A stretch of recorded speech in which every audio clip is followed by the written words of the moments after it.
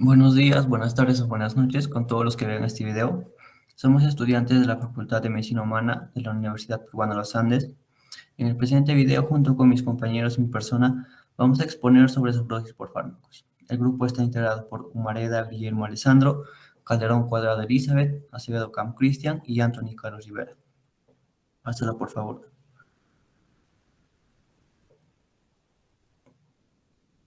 Intoxicaciones por fármacos.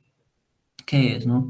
La toxicidad por sobredosis de un fármaco se refiere a las reacciones tóxicas graves, habitualmente nocivas y en ocasiones pueden ser mortales, y se debe a dos situaciones principalmente. Hay una sobredosis accidental que se da por un error por parte del médico, el farmacéutico o de la misma persona que toma el fármaco. Y si la persona toma demasiada cantidad de algo a propósito, se denomina sobredosis intencional o deliberada, homicida o suicida. Entonces, ¿qué es la intoxicación? Se conoce como intoxicación a la lesión o la muerte que se produce bien por tragar, inhalar, tocar o inyectarse distintos medicamentos, también sustancias químicas o gases. Muchas sustancias como los medicamentos son venenosos en concentraciones altas o dosis altas. Pásalo, por favor. Tipos de intoxicación por medicamentos. Según el tipo de intoxicación, lo hemos dividido en 5 tipos. Número 1, por las características de aparición. Tenemos a las intoxicaciones reversibles o irreversibles. ¿A qué se refiere esto? En los casos reversibles se recupera la situación normal cuando la sustancia es eliminada del cuerpo, mientras que en los irreversibles el daño ya es irreparable, hay lesión local o sistémica. Y tenemos a la intoxicación local o sistémica, que es, bueno, el efecto tóxico local se manifiesta en el sitio en que entra en contacto la sustancia tóxica, y el efecto sistémico es el que causa un agente cuando después de penetrar y distribuirse en el organismo genera daño a nivel de los órganos. Número 2. En función del tiempo y aparición de los síntomas. Hay intoxicación aguda, subaguda y crónica. La aguda se considera aguda cuando los síntomas clínicos aparecen tras la exposición reciente a la sustancia química. Es una intoxicación inmediata. Una intoxicación subaguda es la aparición de las manifestaciones clínicas en el transcurso de varios días o también por semanas. Y esto no significa que puede ser menos graves. Y por último, la intoxicación crónica. Es cuando la acción del tóxico se produce de forma lenta, debido a que la absorción se da en pequeñas cantidades. 3. Según la magnitud de las complicaciones clínicas, ya que la gente puede dar secuelas, ¿no? Número 4. Según la causa. Hay sobredosis voluntarias, las suicidas o las accidentales. Y número 5, en función de la vía de entrada. Las principales vías de entrada de los agentes químicos en el organismo son la vía inhalatoria, la vía dérmica, la vía digestiva, la vía parental, la vía oral, etc. Pásalo, por favor. Bueno, a continuación vamos a dar a conocer los factores de riesgo para una sobredosis.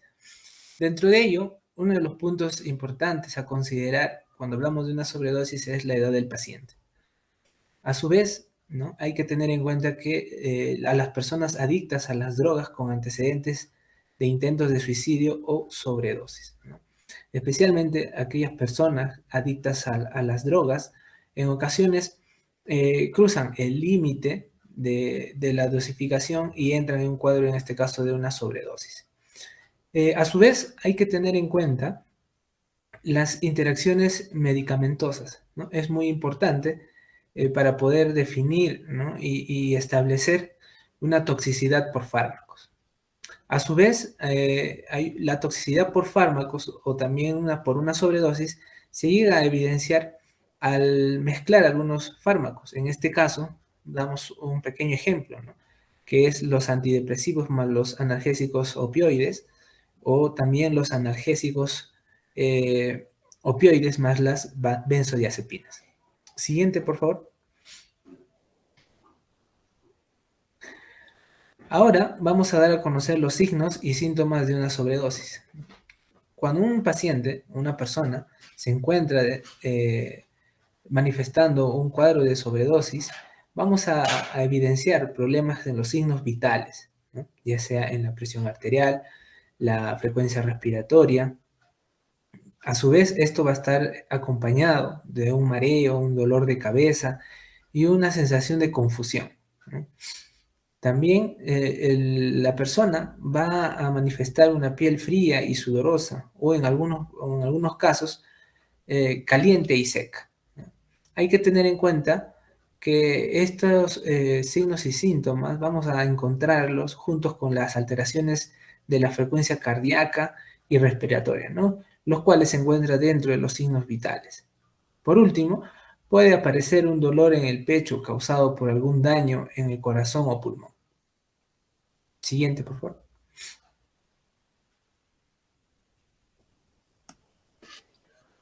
Ahora vamos a hablar sobre los fármacos que provocan más efectos por sobredosis.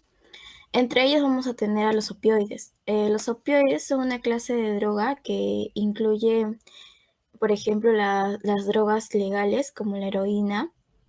También existen opioides sintéticos como el fentanilo y ciertos analgésicos que están disponibles legalmente con prescripción médica, como la oxicodona, la hidrocodona, la codeína, la morfina y entre otros. También tenemos a las benzodiazepinas, que estos son medicamentos que disminuyen la excitación neural y que tienen un efecto antipiléptico, también ansiolítico, hipnótico y relajante muscular. Entre ellas vamos a tener al soprazolam y diazepam. También, los analgésicos o sedantes, ¿no? Y pues estos describen, ¿no?, un estado en los que los pacientes van a poder tolerar procedimientos no placenteros, ¿no? Mientras que mantienen una adecuada función cardiovascular y respiratoria, así también como la habilidad para poder responder adecuadamente a órdenes verbales y estimulación táctil. Entre estos fármacos vamos a tener el citalopram, paracetamol, tramadol y anfetaminas. También están los estimulantes. Los estimulantes son sustancias que aumentan el estado de vigilia y también combaten el sueño, producen una sensación de energía incrementada. A dosis elevadas, en los estados de excitación van a ser extremas. Entre estas vamos a tener a la cocaína y metanfetaminas.